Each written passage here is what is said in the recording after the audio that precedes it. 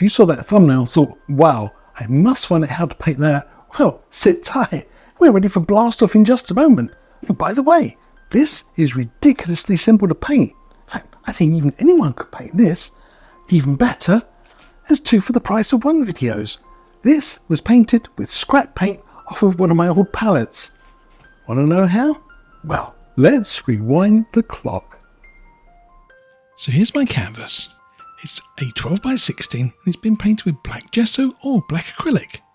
This is a wet on wet oil painting technique and I'll be using this Bob Ross liquid clear oil paint. I keep it in a small airtight container for ease of use. But don't worry, if you haven't got that, you can always use refined artist linseed oil. This needs applying sparingly and the excess blotted off. Today I'll be using this old Bob Ross landscape brush to apply my liquid clear. It's a thin runny honey sort of liquid, so a little thicker than linseed oil. As you see, I put a small amount on and scrub it in really well. The trick is to make your canvas just wet, so when you touch it, it feels slightly oily, but not wet to the touch. I finish off with some nice long strokes to even it all out. Once again, I test to see I don't leave any sort of a trail with my fingertip. There, let's get started with adding some colour. But first, I'll dry clean this brush. I want to use it again. My palette has 2 colours on it to start with. I'll add some titanium white in a moment, but I have 2 transparent colours, alizarin crimson and phthalo blue. Alizarin crimson isn't as strong as phthalo blue, so I'll start with that one first. I want to think about my design being sort of a diagonal shape. In the lower left corner, I'll apply some alizarin crimson. Being transparent, it's hard to see, so I use my finger to do a little sample. That looks perfect. I want it really good and strong. If you go too thin with it, your painting will look very grey and sort of a bit miserable, so add plenty. Another dry clean of that brush, and I'm ready to go into phthalo blue. Phthalo blue and crimson like each other. They tend to make a sort of a lavender colour, so it'll still work well for my nightscape. This colour is going to be the top right hand corner. Once again, I blend it in very well.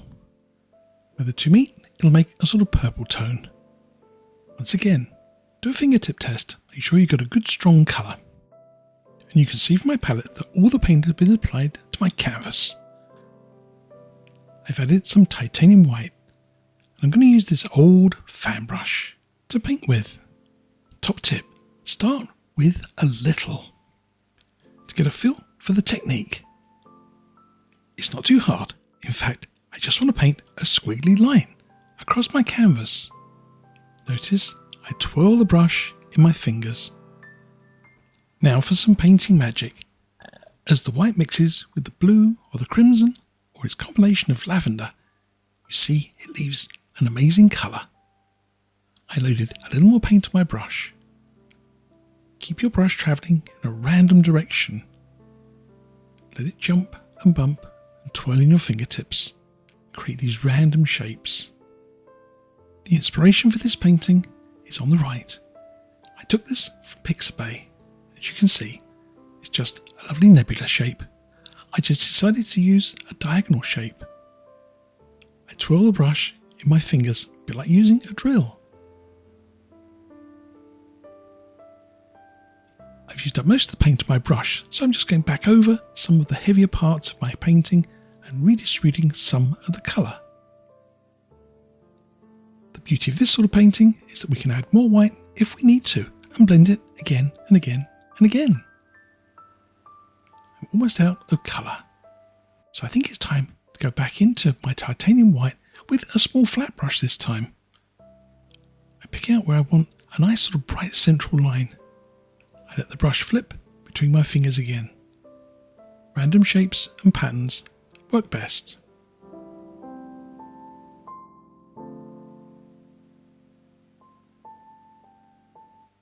If you've ever wondered about painting lightning, this is a great technique and one I've used in the past. I want to increase the brightness just here, a sort of focal point. I layer more paint and just let my brush drag again.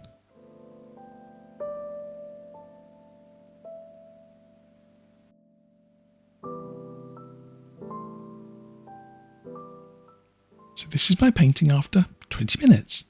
No more. I think the next step is simply to do a little bit of soft blending. And for this you'll need a nice soft fan brush. These are synthetic ones and very soft and lovely. And I'll leave a link to some in the description below. I'll start with this grey handled one. Just use the very tips of the brush and just gently blend that paint. Top tip, keep the blending nice and subtle. If you overwork it, it doesn't matter though. We can always put on a little more titanium white. But it all can get very cloudy and a bit sort of unruly if you work it too much. I do a little, and of course, I stand back. And that's it. Now for some fun. I've added a couple of drops of that linseed oil to my titanium white paint. Don't make it too thin though. That's really important because we want to be able to flick this at our canvas without it spraying everywhere. I use the back of my knife and just flick the brush across the edge. As you see, it leaves a little dappled effect on my painting. Thousands of little tiny speckles, just like a starry night. My favourite brush though is my cotton bud, of course. If any of your little speckles are too bright, just take your cotton bud and dab over it. Turns them into a little distant nebula, a little patch of brightness in the sky. To finish the effect, I use a cocktail stick with a tiny dot of light blue. And there, a distant star. I do several more of my painting, tapping, building up and adding their little tiny centres.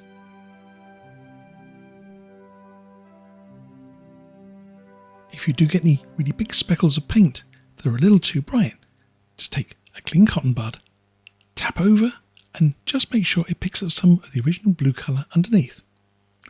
It soon calms things down. Of course, once you've done that, you can put a little tiny dot of light in the centre. And there you are, fixed. So how long did it take me to paint this? The answer? Just 30 minutes.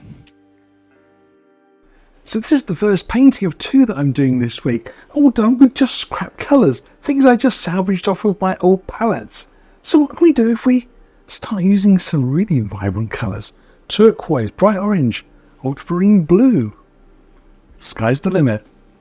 Literally. I think it's time to go big. It's just too much fun for a small canvas. So I've got this one, 12 by 24 big. Again, it's painted black, left to dry completely, before again applying a very thin coat of Bob Ross Liquid Clear, or again linseed oil but artist quality. Don't forget, wipe off the excess. Down here in the corner you see I've got a small light off canvas here, and as I run my finger over it, I don't leave a trail. It must just be slightly oily, but not wet. Here's my palette for this painting. As you can see, I've had a bit of a tidy up and move things around. The very first colour I'm going to be using is bright orange. It's not a Bob Ross landscape colour. It comes from the floral range. It's extremely vibrant. As you see, it really stands out against that black. It's an incredibly opaque colour. I'll just put a little through the centre. Once again, a bit of a diagonal theme going on. That's a bit of a clue. They tend to look better if you don't go sort of straight up and down. Now got on to some cadmium red. With that orange colour, this will really glow. Use the corner of my 1-inch brush just to twirl in some colour.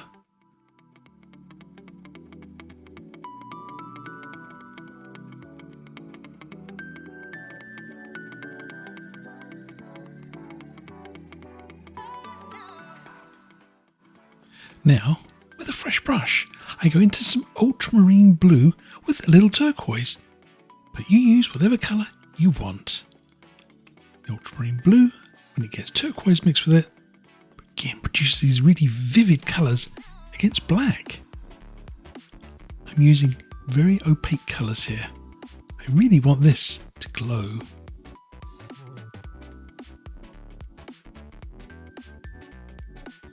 The inspiration for this painting again comes from Pixabay. This time it's an AI generated image. As I've mentioned on previous tutorials, use photographs for inspiration, but don't have to get married to them though. If you want to do your own thing, change colours, then it's entirely up to you. As Bob would say, it's your world, even if it's out of this world. I darken the outer edges with a little more phthalo blue. This produces the most amazing green colour when it gets near to that orange. So let's have a closer look. I've got a small light which I use against the edge of the canvas. It really makes those colours pop. You can see now where the blue met the orange. It's created that lovely green border. You can also see that lovely mottled effect ultramarine blue and turquoise produces. I really can't capture this detail on camera so well, but in a close-up you can see everything. Here you see layers and layers of paint, almost three-dimensional. This was all done by twirling a little bit of colour over a black canvas.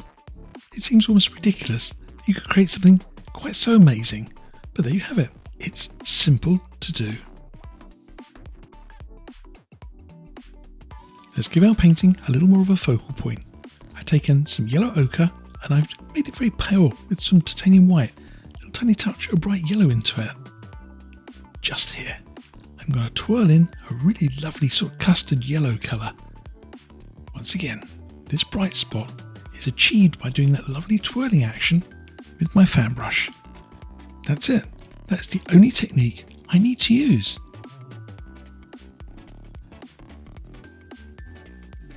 Just to remind you, here's my inspirational photograph for you to study. I'll leave a link to it down in the description below.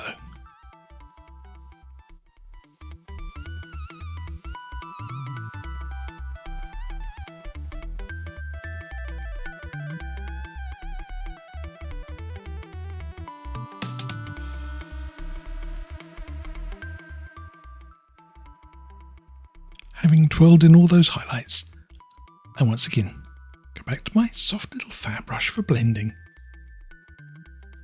I'll do a little and stand back. I just really want to knock off some of those sort of spiky edges to give it a bit more of a soft look. Do as much or as little as you want for your own paintings.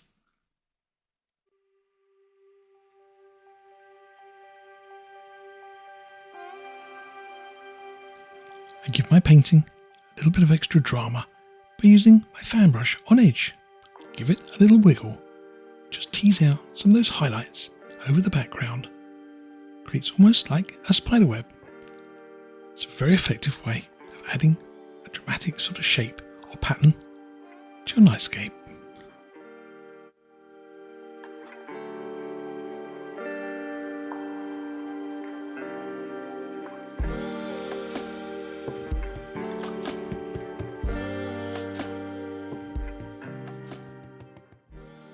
And here, a quick before and after, the blending process. So this is my painting so far. I can say it's pretty mind-blowing, isn't it? Just those colours, so vibrant. I wish you were sitting here looking at it closely. There's just so much in this painting. And it wasn't that hard to do, was it? I just sat there and twiddled my brush around, and suddenly we produced this amazing night scene. I think it's really a painting that literally anybody could do. In fact, I think I could probably do just as good a job even if you had a blindfold on. But it's not finished yet. I want to add just another little couple of details. I got to do the little spatter cosmics and the little sort of nebulas in the background as well. But I also want to do a little bit of glazing on this painting. Sit tight. I almost can't wait to do it. It's so exciting. And by the way, if you enjoy my video tutorials, don't forget, reach down and hit the little like button. You can subscribe to the channel and that way you get updates when I release new videos. Best of all, it's free. I left my painting for 48 hours in a warm room. I want to add a glaze of colour. I can only do that if the background is fairly dry. I've gone in to some alizarin crimson with my old fan brush. I may add a little touch of phthalo blue later on. You see, I want to create a little sort of network of dark colour over the top of those highlights. Let's have a look at the reference photograph again.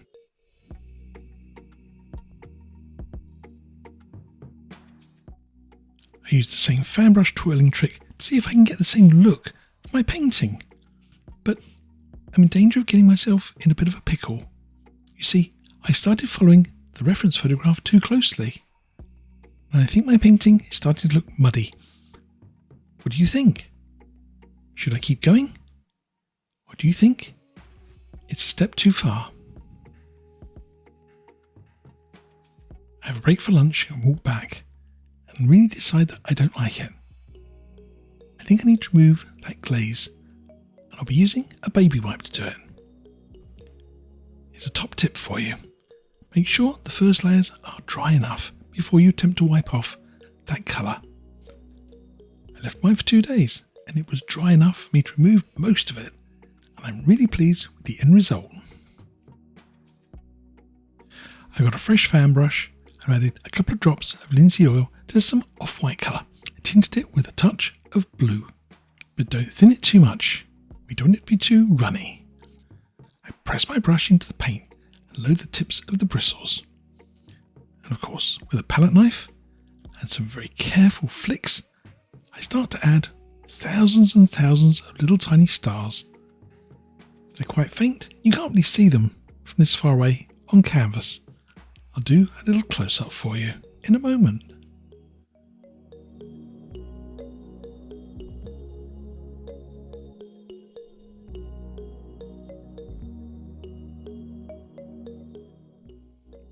This nice close-up shows you all the little tiny dots that have been sprayed onto my canvas.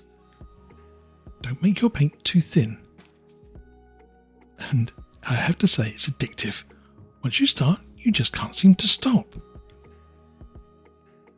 I want to put on some slightly larger star systems and nebulas again. I use a little cotton bud, a tiny touch of pale blue paint. Just make some small round dots here and there.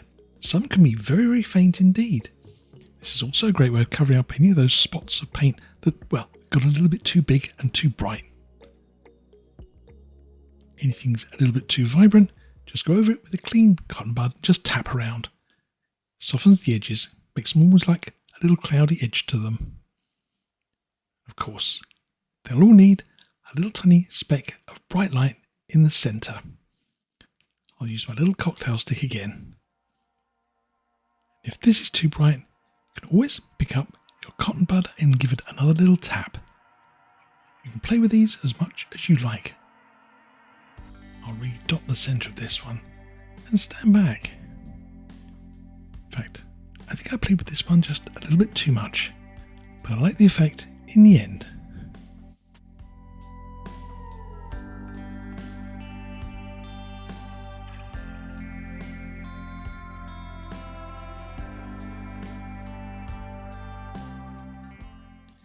Make sure you keep these little nebula nice and random.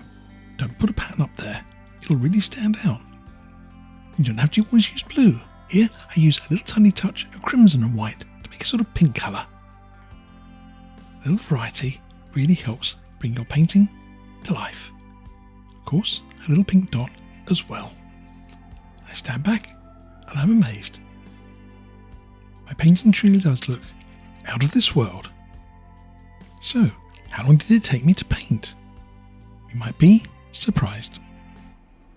So there you have it. Now you know the secret of painting these amazingly complicated paintings. In fact, they're ridiculously simple. But don't move, there's some more lovely videos for you to watch coming right along. They're at the other end of my nebula. Strange. I thought it was called a finger. Oh well, nebula it is.